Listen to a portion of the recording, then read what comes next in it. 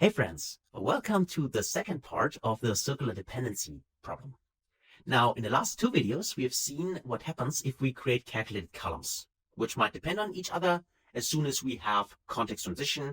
And when this happens, then of course we have the error as we've seen, and we have learned two solutions how to fix it, depending on the data. But what if we have another circular dependency error regarding the connection of tables? Let me show you what I mean. So let me go to, in this case, the model view. And currently you can see that we get an orders table, we get a suppliers table, and an employees table. And in the suppliers table, we have suppliers from various different countries. So if I go to the data view in here and check my suppliers, click on this one, we see that here we got a supplier ID, we got a supplier name, and we got the country, which is UK, USA, and so on. Now let's say we filter the suppliers table, so we only see suppliers from the United States. I could also choose Brazil, Germany, whatever. Okay, so let's do that. Let's create actually a table. So you know that in DAX, you can create calculated columns, as we've seen, but we also have the option to create complete tables. So if I click on new table here, so there's our table, and this will be, let's say, US suppliers, like that, is equal to, and I want to filter a table. Now the table is simply the suppliers table, so I can refer to the table using the values function, for instance. Let's try different values first, and then reference the suppliers. So values just gives us a unique list of suppliers in a table structure. So in this case, we got the suppliers, and now I would like to have here only the US suppliers, so I can reference to the country. So if I search for country, here it is, suppliers country, and this should be equal to USA. In this case, it's USA because that's how the US is spelled in the suppliers table. Now I can close this here. Okay, and now let's check the box or press enter, and you see that now we get a short list of our suppliers, in this case, which only belongs to US. So all the suppliers coming from the US. Okay. So now let's do the following. Let's go to the model view here. Okay, so we got our new table, which is created by DAX, right? This one here. And now let's try the following. Let's actually first, we have here the supply ID and we have here supply ID, right? So let's drag supply ID from the suppliers table to the US suppliers table, like that. Drag and drop. And you see that we got a 1-to-1 relationship, which is true, right? Because the US suppliers here, this DAX calculated table is just a subset of the suppliers table, so we should be connect them each other, and it's a 1-to-1 relationship, which is also true. So what happens if let me just delete the relationship here, click on yes, and now let's do it the other way around. I mean, that shouldn't make any difference, right? If I just use supplier ID from here, and I drag this on the supply ID from this table here, I mean, it's exactly the same, right? But the first time we just dragged it from suppliers, and now I drag it from the suppliers from the US table. Drag and drop. And you see that we got an issue here. Create relationship, a circular dependency error was detected. Again, suppliers, and so on, right? So what's the issue here? I mean, we've seen that if I drag the supply ID from here on there and create a relation, everything works fine. It's a 1-to-1 relation in both directions, okay? And it works. But if I do it the other way around, it does not work. So if I, one more time, drag it here from here, then I get the circular dependency error. So what's the problem? The problem, which appears here, is the way we have created the table. Because what we have done is we have used the values function. And let's check that here. Click on this one here, and let's actually zoom in. That's it.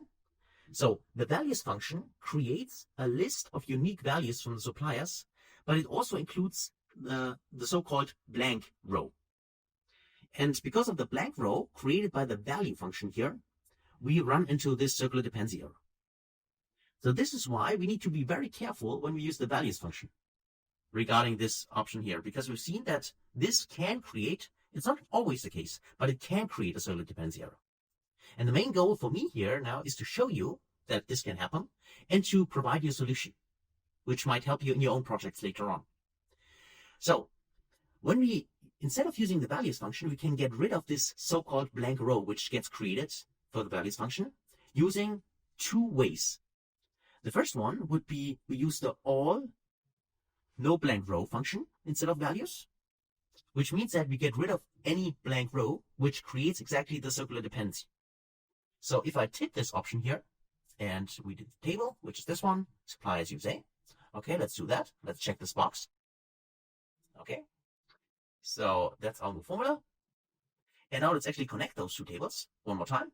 If I start from here, drag and drop it here, we see that this works without any errors. But now, the other way around, the more interesting fact. So let's drag supply ID from here to the supply ID from here. Drag and drop it, and let's see, and it works. You see that now this relationship works, and we do not get the circular dependency error anymore. So that's the first solution for that. But let me also show you another solution. Click on delete. So, okay. And now instead of using here the all no blank row function, we use a different function, which is a so-called distinct function. Distinct, here, this is the function. And the distinct function is more or less exactly the same as the values function, with one important difference, and you probably guessed it already. The distinct function also does not include this blank row, which is created by the values function. And this means that with the distinct function, we get exactly the same result as with the all no blank row. So let's check that. And let me show you that this is correct. Okay, so check the box. Okay. And now let's actually connect the supply ID to this one here. And that works. Same as before. But again, the other way around. Let's check that because that's of interest to us. Drag this from to here. And we see that this works as well. So now you've seen two solutions for the problem. So if you have a table here and created a table index using the values function, we've seen that this can lead to circular dependency errors, as you've seen here. And the way to fix this problem in here, we've seen two solutions for that. So either we use the distinct function or we use the all no blank row function. And one more time, the reason why this happens is because the values function creates a so-called blank row in the table. And because of this creation of the blank row, this circular dependency arises. And to get rid of that blank row and to avoid the circular dependency regarding the connection, the relation between the tables, we have two options seen here. Okay. So that's part 2 of the circular dependency part. I think this, I hope this is really helpful to you, because this is something I experienced a lot in projects, and also I've seen from other people, if they create calculate columns, or in this case, if they have some kind of tables and create this relationship. And in both cases, for the calculate columns, as well as here for creating tables and combining them via relationship, the circular dependency error can occur. And if that happens to you, then now have a look at those 2 videos, and maybe they provide a solution for your problem. Okay? So thanks a lot for watching, and I can't wait to see you in the next video. Until then, best guys.